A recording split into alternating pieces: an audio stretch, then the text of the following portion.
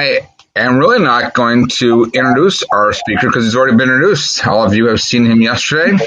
So I will let him take it over and tell us all about how an enemy can improve your life. I guess this is more keep your enemies closer than your friends, something like that. So, all right. Can you hear me, sir? There you go, Johnny. It's all yours, sir. All right. Can you hear me? I can. And I can see. We can see it too. All right, then. Well, we will go ahead and begin this presentation this morning. This program, really, I just want to share with everybody, kind of gave birth through me doing a presentation. It was a TEDx talk. And for those that are not aware of TEDx, it is an opportunity to deliver a presentation to an audience and share one idea about a particular topic. And when I thought about what I was going to select and present on, I could have talked about change, of course, which is my topic of expertise. But I wanted to talk about a component inside of change, something that is a mechanism that drives people to perform better when they're dealing with change. And then I realized that that topic that I wanted to talk about was that catalyst for improvement, that catalyst that pushes us and that catalyst that moves us. And what is that driving force?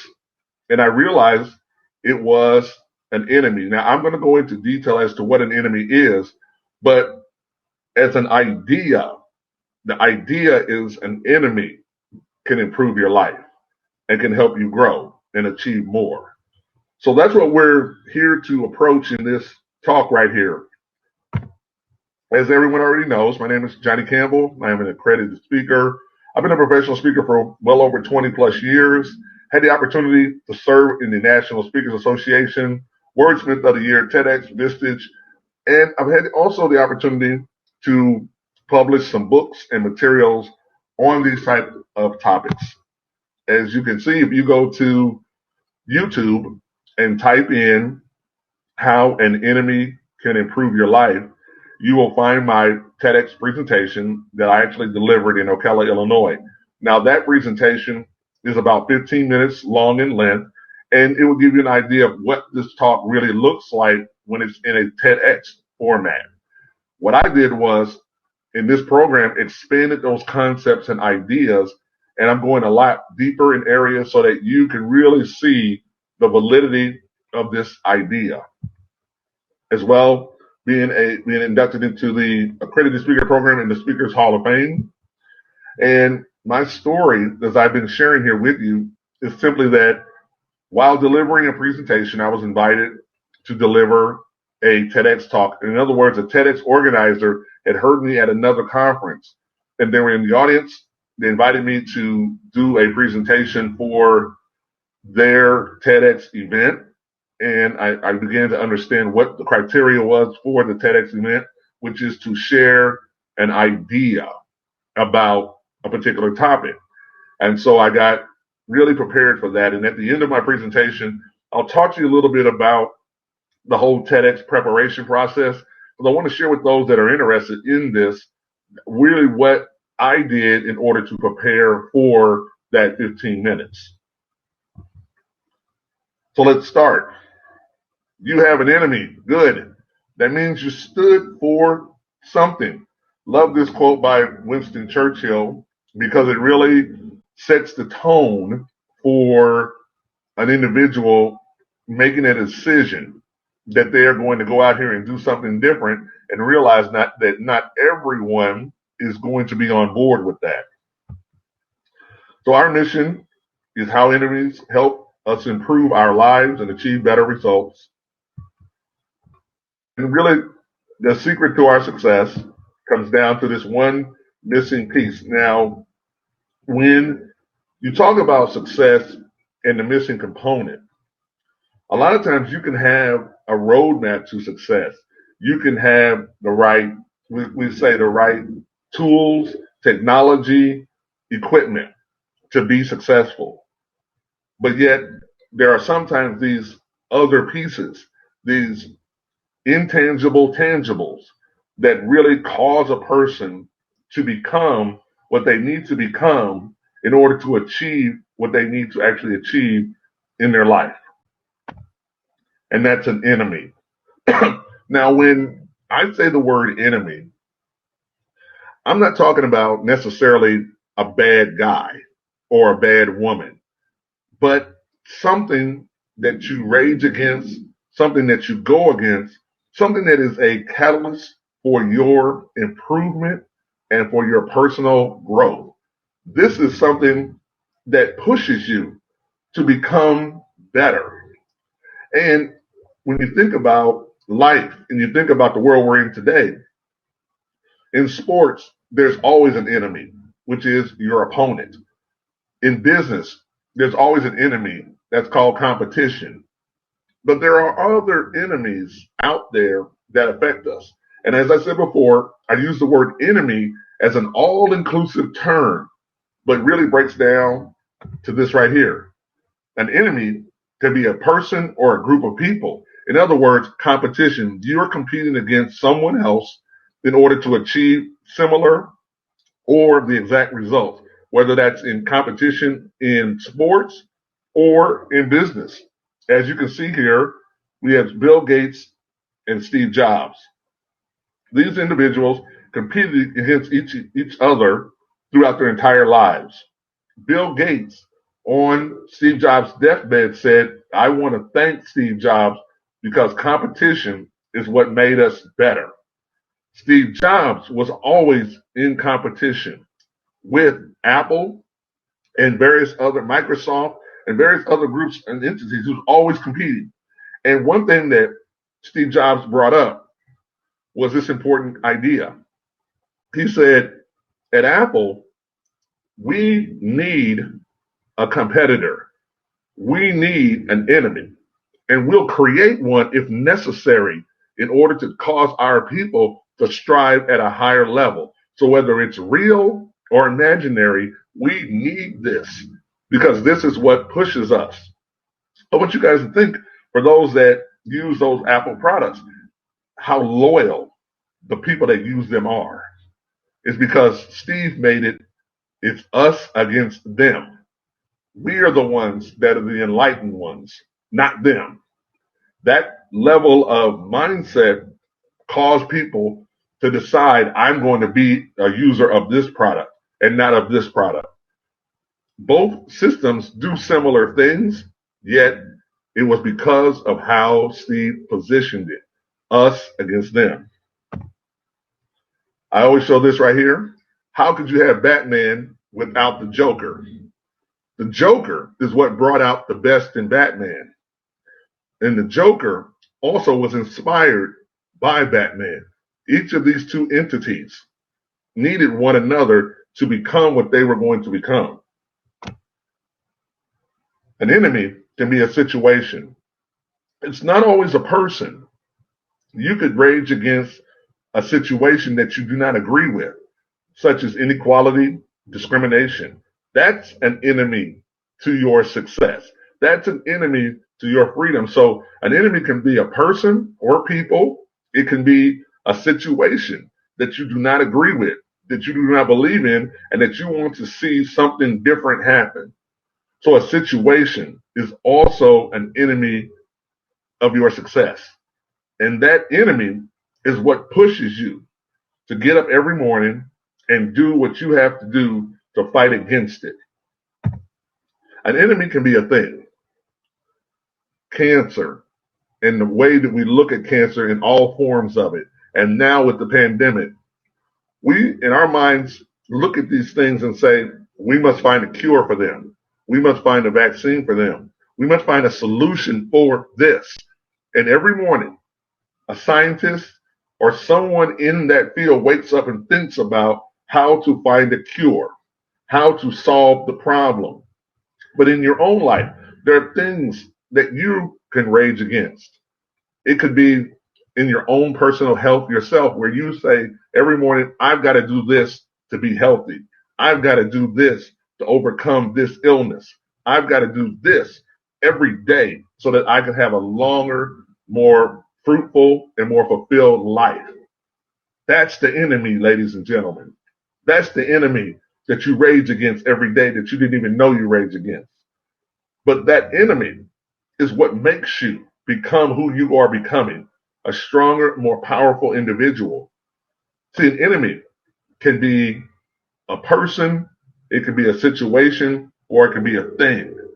I use the word enemy as an all-inclusive term, but I want each and every one of you to think about it for a moment. What are you going against to improve yourself? There's something that you go against every single day or in your life. For teachers, just to give you a quick example, helping students learn and their ability to learn. But what stands in their way of learning? That's what you're going against. In your health, you want to be healthier. But what stands in the way of you being healthier? Is it something that stands in your way? That's what you're going against. When it comes to people in business and you're competing, let me share something with those that are in business. There's a weird methodology that business people sometimes will say is there's enough for everyone. Well, there is enough for everyone, but what everyone else gets are the crumbs. There's not enough for everyone equally. There is enough for everyone to barely get by and to eke by. But there's not an equal amount for everyone in business. That's why competition exists. That's why people compete, so that they have an opportunity to achieve more of a market share, more of an opportunity. When you do a job interview, there's one job. You are competing for that job. I say all that to say that when you are out here in the world, there are enemies to your success. You might not call them enemies, but there are things that stand in your way, and you must be aware of them, because those things that stand in your way are also the things that will prepare you for success if you are realizing that there are enemies to your success. Know your enemy. And really, when it comes to knowing your enemy, you have to understand, what has your enemy done? When you are, as a leader in an organization such as Toastmasters, there are things that stand in your way of being an effective leader. Sometimes it's just situations that you have to deal with. That's why it's so important for you to be aware of what those situations are, what are those things, or maybe what are those individuals that are standing in your way. Understanding what's standing in your way and what's happening to you helps you become more prepared to deal with those things. An enemy is there to not defeat you, but it's there to test you. In understanding what it is doing to you, what it's keeping you from, that as a leader will help you be better prepared. When we went into this pandemic, we went from live Toastmaster events to Zoom. And that's a very big jump to do. What happened, and this is the enemy of it, is that people said, I don't feel that we're going to have as much engagement and connection. And that's the enemy of a great meeting. People felt there was no engagement or connection. And that's why during these presentations, we work really hard to create engagement and connection so that you feel a part of something.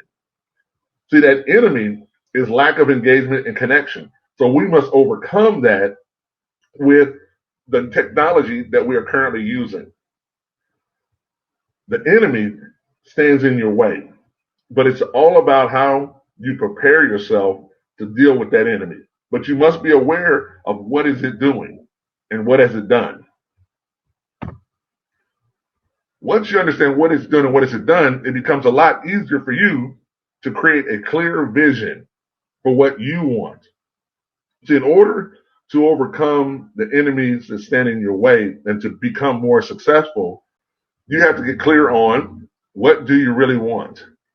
When you defeat an enemy, what is it that you really want? The enemy merely stands in your way of what you really want to achieve. So what is it that you really want? Be clear about it. Number two, what do you really want to achieve? Because there's two different things. What do I want? What do you want to achieve? And how will you know you got it? What do I want? Well, I want this. And by getting this, I will achieve this. What is the achievement? I want better health so I can achieve what? To live longer. I want to win in business. So what so I can achieve? Greater market share. I want to be healthier. What do I want to achieve? Longer life. How would you know you got it? One of the biggest questions that I've realized with people is a lot of people really don't know when they got what they want. You must be clear so that you don't, what I call, keep chasing white whales. You got to know when you finally caught your white whale. You got to know so that you can move on. Because if you never know when you've got what you're looking for, you constantly are searching. And that's why it's so important to know, when you got what it is you want. In working to achieve things and overcoming your enemies, you got to know, of course, what you want to achieve and when you got it, but you also got to know where you're starting from. A lot of individuals really forget to think about where am I starting from and what resources do I currently have as a leader? Because I've got to overcome this enemy. Do we have enough equipment? Do we have enough time? Do we have enough staff? Do we have enough people? As a leader, what resources do we have right now? It's important when you're planning to overcome an enemy, a person, situation, or thing, you know where you're standing at and you know what you have as resources. That's where that starts, because that is where you begin the march. And as you begin the march, which is what we've been talking about, now you can start to face off on the things that are going to stand in your way. Because as you prepare yourself to overcome these enemies, there'll be things that will stand in your way. And you want to know where you're starting from and what you have so you can better prepare yourself to deal with those things. Also, an important thing, whatever it is that you as a leader want to achieve for yourself or for others or to help others achieve, it's so important to understand people's values and beliefs about it. How do they think and how do they feel about it? I want you to think about this question right here. I'm going to pose a question to everyone listening and think about it for a moment. If I asked you a question, who would like to be rich or richer? And I said by a show of hands, who would like that? Well, there would be some people in the rooms that would raise their hand, and some people would not raise their hand.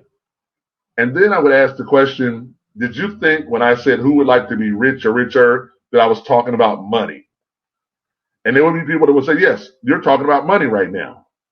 But I could have been talking about your health, your spirituality, your family, a host of things. See, I wasn't clear on the question. And you as a leader, you must be very clear on the questions that you ask people and even yourself, because you want to understand what their values and beliefs are before you start down this path of trying to achieve that particular objective. As a leader, you must understand people's values and beliefs about Toastmasters. You must understand their values and their beliefs about the initiatives that you're trying to roll out. You have to understand what their values and beliefs are in the beginning, because that's where they're starting. When I talk to an individual about their values and beliefs about being a professional speaker, they want to become one, they want to do it.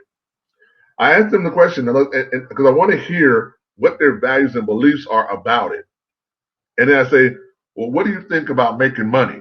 And that's when their voices get a little shaky, because they've never made money as a speaker. They believe they have a message. They believe they have something to say, but their values and beliefs when it comes to making money are shaky or questionable. And that's where their coaching comes into place, because they need to learn how to believe in it. And that's where they need guidance and direction to believe that they can actually do it. In Toastmasters, when we talk to people who have a fear of public speaking, same thing. Why do you believe you have a fear of public speaking? Because I've never done it before. Because people have laughed at me in the past. Or my employer told me I needed to join Toastmasters. You have to understand what their situation is but what their values and beliefs are about that situation. Because that's how you help them start to become better. Because you're getting behind the reason to the real reason that they feel the way that they do. And as a leader, when you're facing off against an enemy that stands in your way, you've got to understand what the audience, what your clients, what the people that you're leading, what's their values and beliefs about the enemy that stands in the way. What do they believe? What do they think about that? In your own personal life, when you're trying to overcome something that stands in your way, what are your values and beliefs about dealing with it, dealing with that enemy? But then also, what are your values and beliefs about achieving what you want to achieve? If there is a problem there, if there is a conflict there, that's where coaching, that's where resources, that's where materials that can help you develop the right belief system is so important. That's why when you know what you want to accomplish in your life and you know what you want to do, but you're not doing it, your belief system is in conflict for some reason. And you need someone, an expert, someone that's done it, accomplished it, or is going through it that you can anchor to help you through that process. That's why it's so important. That's why values are so important. Lesson number 2, confront the enemy. When there is no enemy within, the enemy outside cannot hurt you. What do I mean by that? Self-conflict.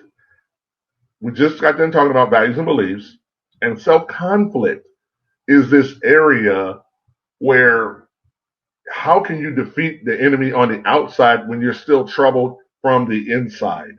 So we're going to focus here now on just the internals, how we think and feel about ourselves so that we can move forward to even deal with the enemies on the outside.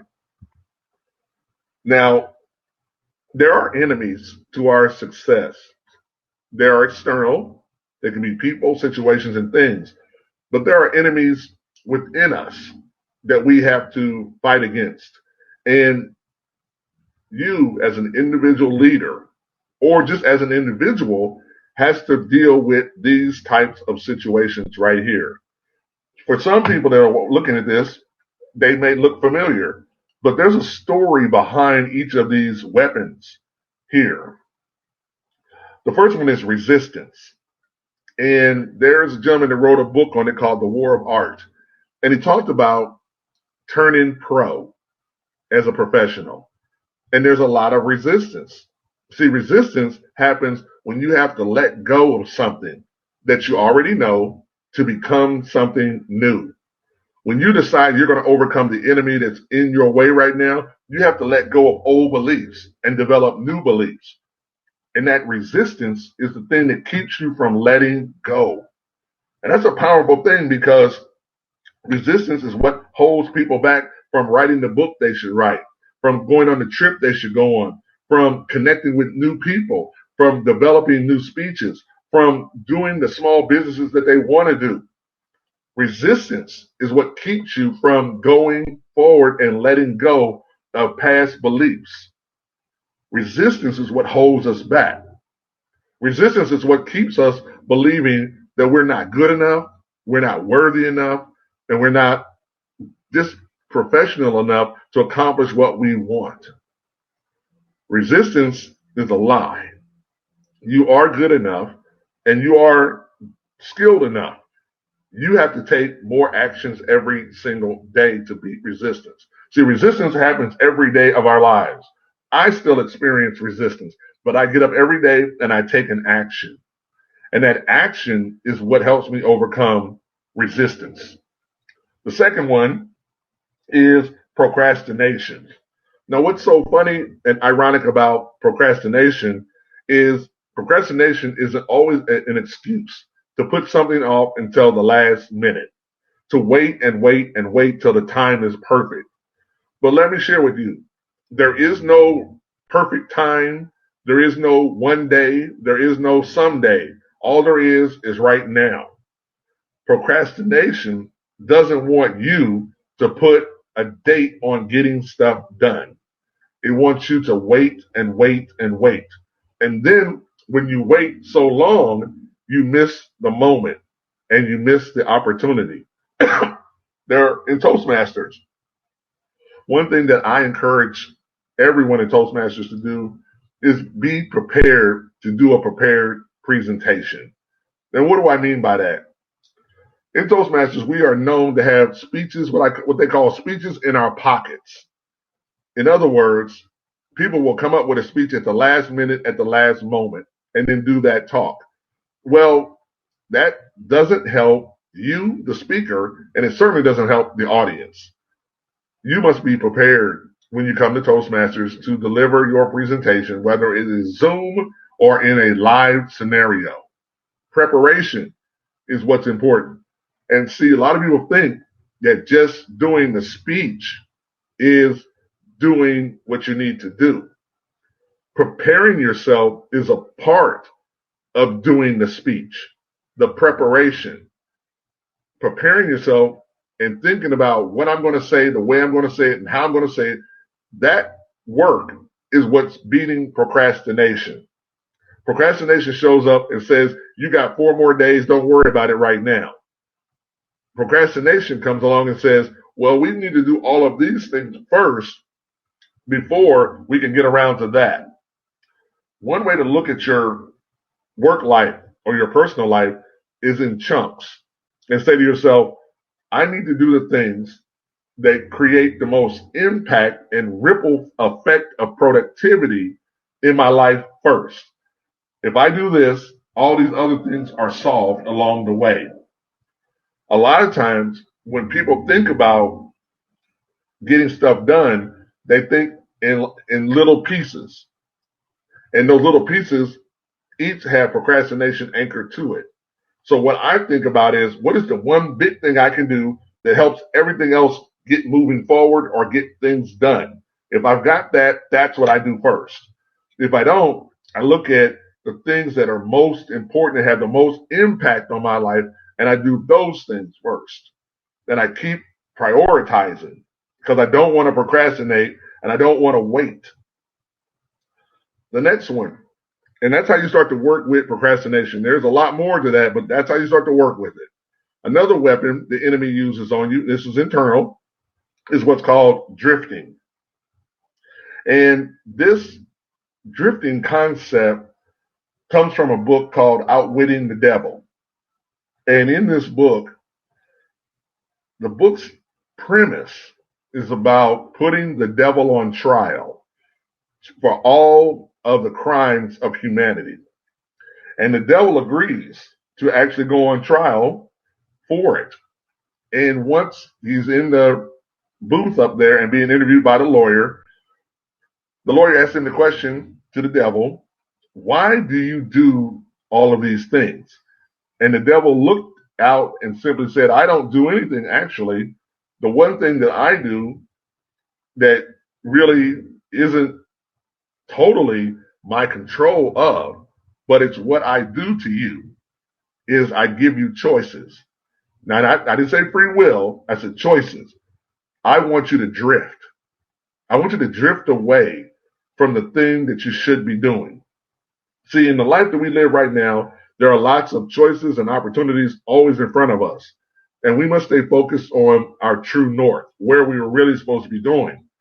Drifting in the book was an idea of you drifting off course, you drifting away from what your purpose is, drifting away from what you should be doing with your life, drifting away from the things you should be accomplishing in your life to be distracted by smaller things that really aren't that important. See, in the book, the devil says drifting is my greatest weapon against man, because when they drift, they do not fulfill their true God potential. I want them to drift because in their drifting, they become complacent. They become confused. They become disorientated. They become lost.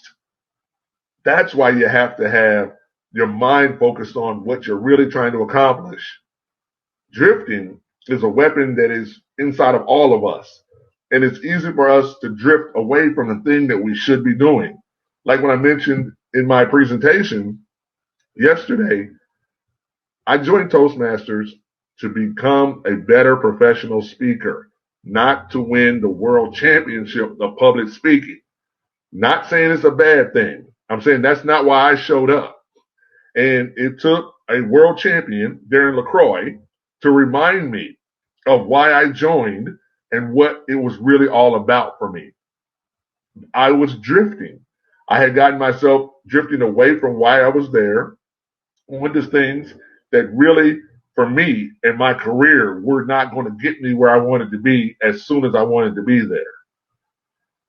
Because I got my true north back, I broke away from all that drifting and focused. That's why I've been a full-time professional speaker for 20 plus years, still in Toastmasters, still believe in Toastmasters and all that it can do for individuals. I serve in Toastmasters because I believe in Toastmasters. I kept my mind focused on where I wanted to go, and I'm not drifting. Now, in the other areas of life, it's easy to drift. I'm just like anyone else. I can drift, but I have to catch myself so that I stay focused on where I'm trying to really go and where I want to go. That's why drifting is such a subtle but deadly thing. And it's inside of us, and that's why we have to work on that, because that's a part of that self-conflict. The enemy is outside of us, but we have these things inside of us that we have to work on too, because these are the enemies of our internal success. Another enemy of our success, of course, is worry. But let me give you a little bit of statistical data about worry, just so that you guys can see what worry is. Now, I mentioned it yesterday, and I told everyone and shared that worry is negative meditation. But let me give you a little background on worry, a little bit deeper. According to most psychologists regarding worry, 40% of our worries never come to pass. 30% involved in past decisions which we cannot change. 12% of worries focus on criticism of others who spoke simply because they felt inferior. That's important right there, everyone. They felt inferior, not what you were doing. 10% of our worries are about our health, which gets worse with worry, because if you worry about it and not do anything about it, that creates more. And finally, 8% of our worries actually can be described as legitimate causes. 8%. See, we have, and this is when I said the idea of meditating on the negative. These things affect all of us.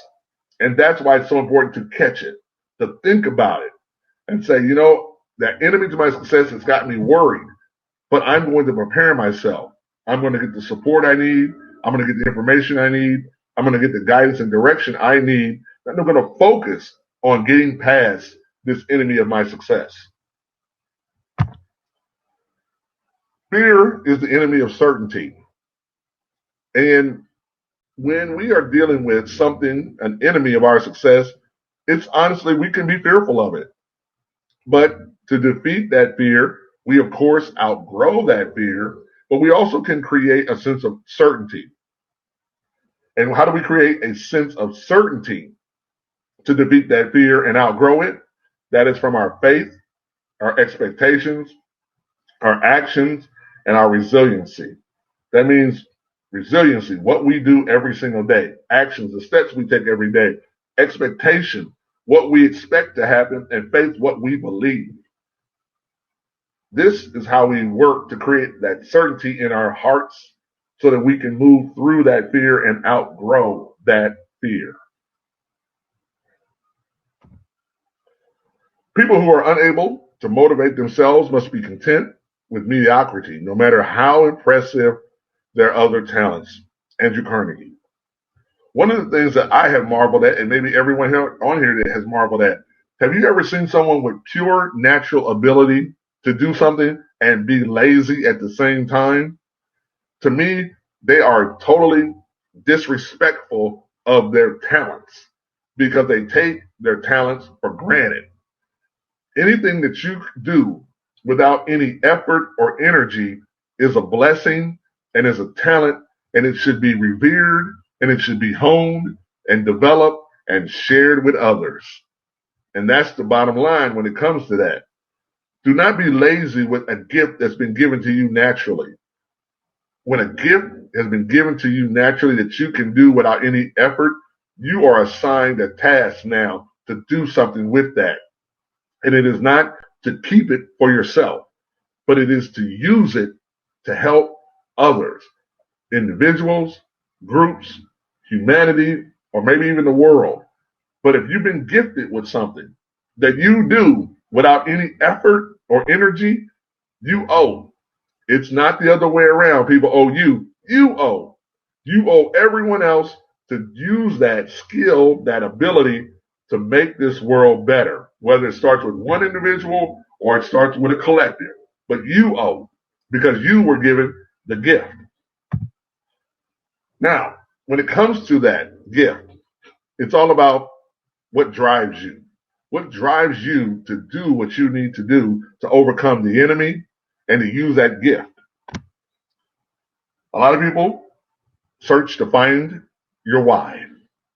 Maybe my why will push me to get into that place. But let me share with you your why. And really, there's more to your why than just why you want to do something or why you're finding your why is your motivation. The key to your why is emotional integrity. Here's what I mean by that. When you have a gift, a talent, or an ability, and you need to overcome an enemy, you need that internal fortitude to push through. Emotional, what I call emotional integrity. And what is emotional integrity? For some people, what drives them is to prove to yourself that you can do it. For others, it could be to prove to others that you can do it, or it can be to protect what you already have. When you're trying to overcome an enemy and move through something, these three areas, one of these is a mechanism that is driving you to push. Maybe for some people in their life, they're like, I'm going to prove to myself that I can actually do it. I'm going to prove to myself, not to anyone else, to myself that I can do it. And that's what gets them up every morning to go forward to overcome that enemy. For some people, it is to prove to others. In other words, people have always doubted me, people questioned me, people didn't believe in me. Now I'm going to prove to others that they were wrong. That will push you to get up in the morning and take action. Or three, protect.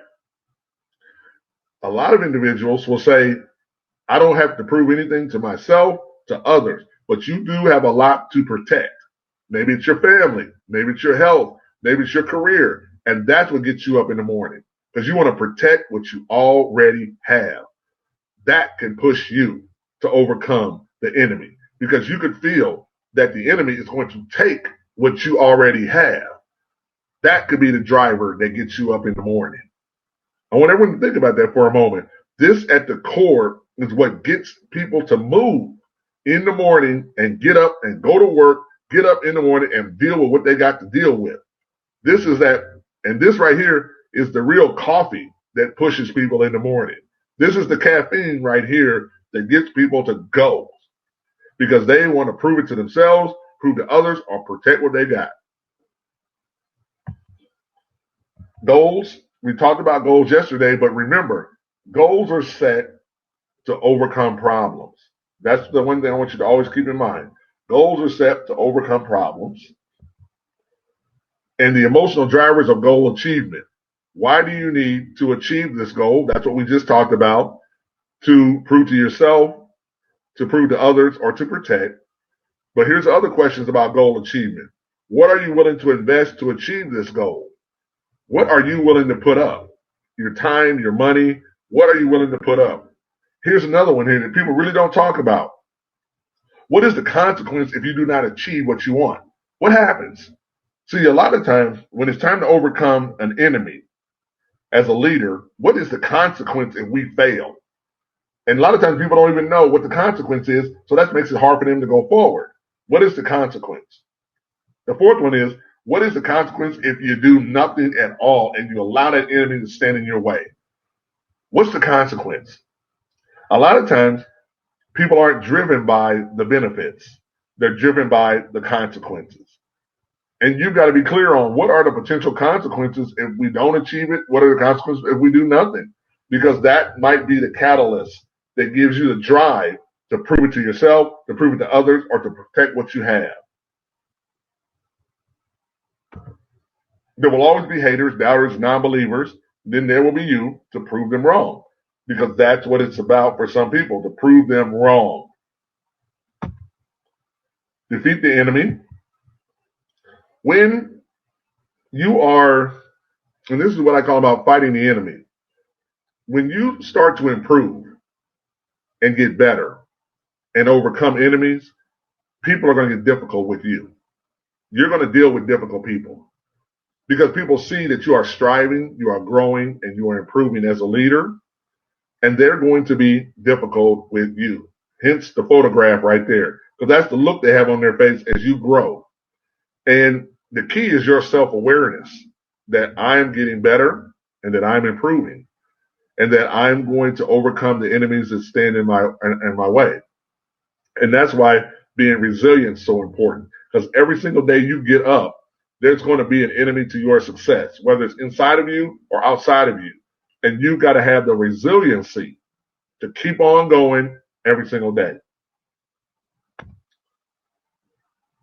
Defeating the enemy is about a cause. A lot of times when you are working to overcome an enemy to your success, there are other people who are dealing with the exact same thing. And here's the key. To defeat the enemy, make it a cause in your life. My cause is to get healthier. My cause is to grow my Toastmaster organization or my club. My cause is to help people overcome this illness. My cause.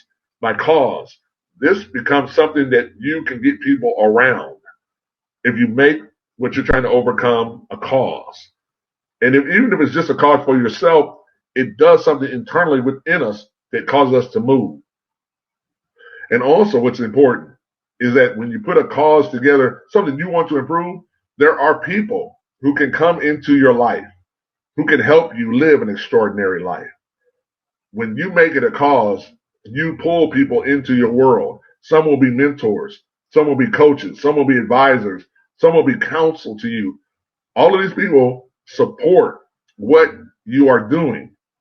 And there are these people that will help you expand your comfort zone and to become more. See, whenever you make overcoming an enemy a cause, there will always be people that rally around you, that want to support you, because now they know what you are trying to do. Defeating the enemy is about environment. Along with the people, once you decide that you're going to overcome this enemy, get yourself in the right environment. What do I mean by that? Defeating enemies, whether it's one against one, meaning you are trying to get across and through something, put yourself in an environment where you have support, where you have people around you who can help encourage you. Even if they can't help you fight the fight, be in an environment where people are fighting their own fight on a similar or the exact same issue in their own lives. Do not be by yourself fighting the enemy. Try to put yourself in an environment where other people can offer you support, guidance, education, materials that can help you defeat your enemy. Or if you're dealing as a leader, you want to make sure you create an environment where the people are really supported as they fight the enemy of whatever it is so that they can overcome it as an organization. Setting up standards for success. This right here, along with the cause, along with environment, is standards. Whenever you decide that you're going to defeat an enemy, you have to set a standard up, a standard of what's going to happen every single day, a standard of what success and acceptance looks like. In other words, you set standards to defeat bad habits. Because see, bad habits are reactionary. You're out and about and a habit is triggered, meaning it could be ice cream, it could be some habit that you have. Once you see something, that habit is triggered. You have to have standards in place to keep you on track so that those bad habits don't take over. I want everyone to think about that for a moment. You set standards in place to control bad habits, whatever those bad habits could be. And I use the example of ice cream. Maybe you shouldn't be eating ice cream right now because you're on a weight loss program or on some type of training regimen. Well, the training regimen is your standards. And whenever you see ice cream or something that you shouldn't be eating, you go back to your standards of success.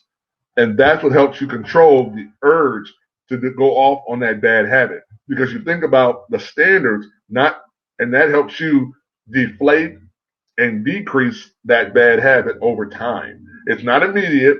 It takes time. Look at this right here. We go through things, and our standards are what keeps us on track and what keeps us balanced. To achieve goals, there must be standards. Now, we have good days and bad days, but our standards are what help us keep moving forward, whether that's defeating the enemy, and we realize every day we must do these things every day to defeat the enemy. Those are our standards that we follow every day. Whatever that is, those are our standards that we follow every single day. Defeating the enemy, it's time. Your dreams, your decisions all need a due date. In order to defeat an enemy, you must put a date on the calendar when you believe you can defeat that enemy. It is powerful what happens when we set a time frame up for defeating an enemy. In sports, we have a game day. In business, it might be a day that you have to meet the client. But in our lives, we have to put due dates when things are supposed to happen. What do I mean by that? In your life right now, every single month, you get these things in the mail called bills. And guess what? Bills have a due date on them because that's when they expect to be paid. But do you have a due date when all the good stuff is supposed to happen in your life? When all the success is supposed to happen in your life? If you don't have a due date, you're going to drift. You're going to continue to drift. You have to put a date when things are supposed to happen because that's what gets you prepared to face off on the things that you need to face off on. The enemy doesn't want you to ever have a date for the actual battle. It wants you to keep on drifting and do nothing. You put a date on when you believe you're ready to overcome whatever it is. And it doesn't matter if you win that day or not that day. What matters is you set a date for that day.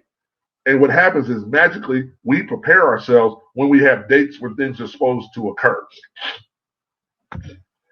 Defeating the enemy is about rewards. We need to celebrate our rewards. We need to celebrate the journey. We need to celebrate as we move along. It's not the total defeat of the enemy, but as we prepare for the battle, we need to celebrate. And I talked about it in my change talk.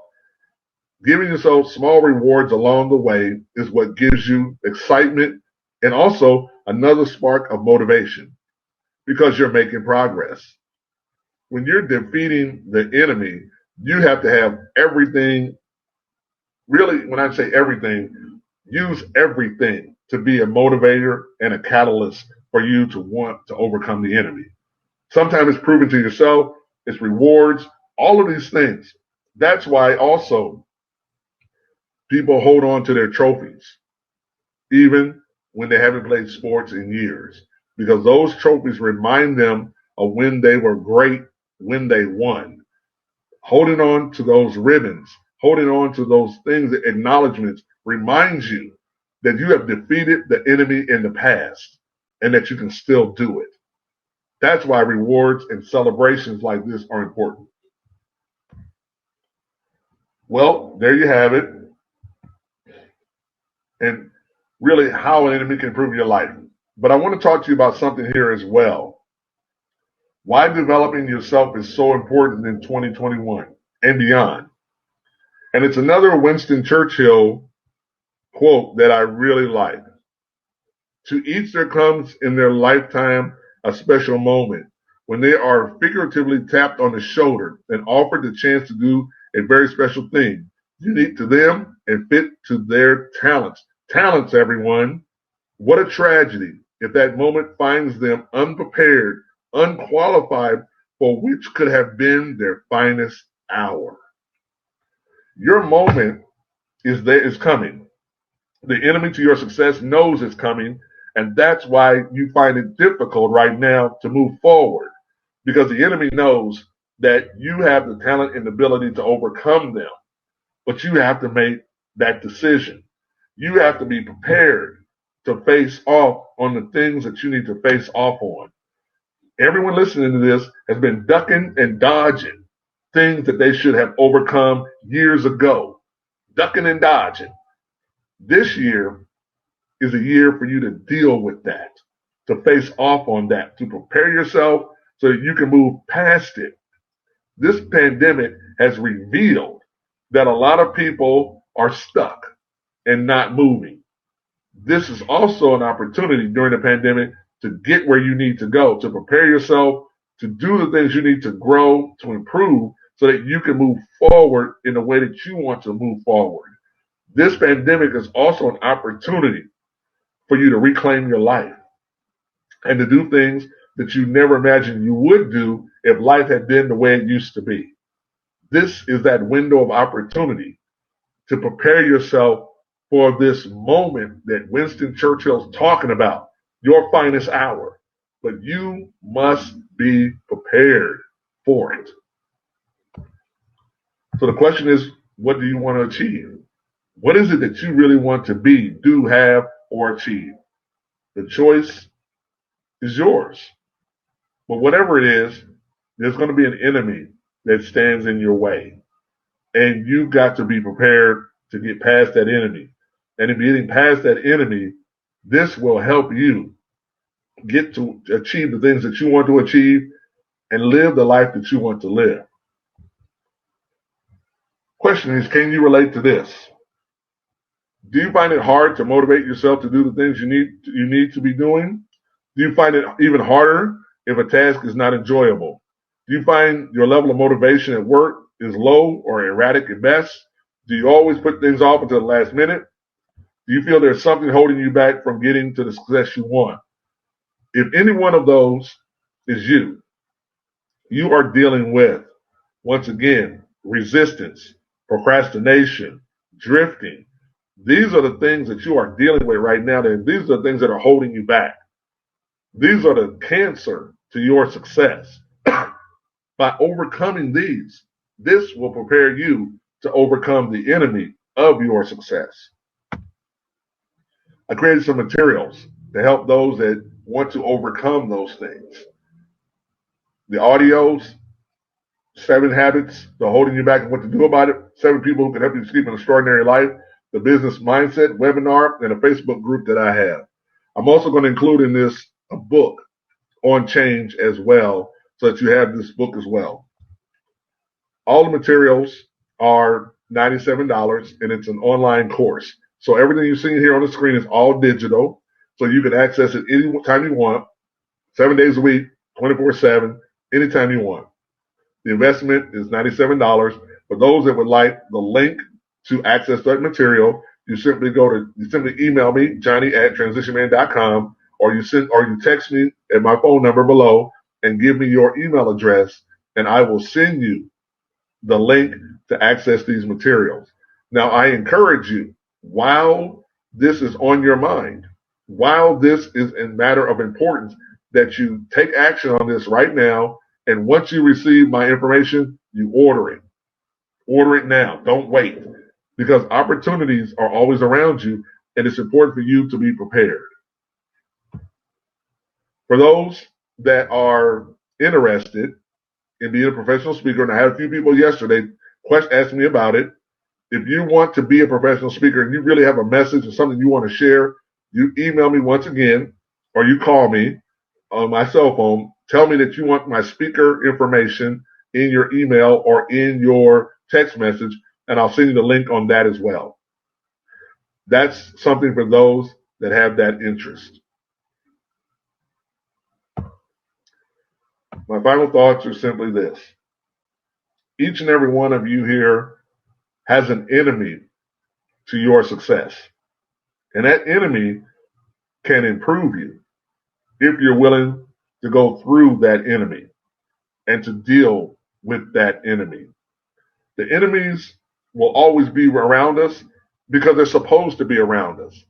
They're the thing that gets us up in the morning. They're the thing that gets us to fight. They're the thing that gets us to bond. they're the thing that pushes us to move in the direction that we need to move in. Without an enemy to your success, you will sit around and be complacent, lethargic, and uninspired. But with an enemy, you will find yourself motivated, inspired, and determined to fight through. Ladies and gentlemen, I encourage you to find that enemy, because that enemy will definitely improve your life. Thank you. Thank you, Johnny. Do we have any questions for Johnny? I've been trying to keep up the chat. I think everyone covered them. I think we answered some of them. If you didn't see Jasmina's, our sessions will be all of them that weren't networking from yesterday and today were recorded. So we will eventually be getting permission from those and doing some editing and putting them hopefully on the the district YouTube channel. So give us a chance. We will send out any information when that becomes available, probably to the entire district. Is there any other questions? This was excellent, Johnny. You know what? You woke me up, man. I had a half a cup of coffee and don't need a second cup. Well, I shouldn't say that. I probably did need a second cup. Like I said, I appreciate the opportunity, David, for you to reach out to me and connect with me on this and have a chance to share a message. As I said before, if I can be of any service to anyone here, just let me know. I'm happy to help. I'm happy to offer some insights here and, be of service, That's the way I look at it. So let's see. So what do you think of this? I called everyone who has scammed me in real estate saying, thank you for being an enemy for my success, so I will stand up and fight back. Right. Here's the thing. David, here's the thing I want to share with everybody really quick here, if I have a moment, is when I did this TEDx talk, the TEDx talk was only 15 minutes, and the TEDx advisor that selected me gave me 90 days to prepare. I created 15 minutes of original content. I spent 60 days writing the speech, and I spent 30 days rehearsing it, and I rehearsed it through Toastmaster clubs. And so I share that with anyone out here that wants to do a TEDx talk, is that it is a really powerful opportunity for you to share a message and to have great reach and impact on a lot of people's lives. So if you get a chance to do one, take it serious, because it can make a big difference in your own career and in your own professionalism. But I spent 60 days writing, David, and yes, I write my speeches out before I do my speeches. I don't just think them up and just go. I write them out. And I try to tell everybody that over and over again. Write your speeches out so that you can see what you're going to say. You don't have to be, not like you're mechanical or scripted. It's just helping you get clear.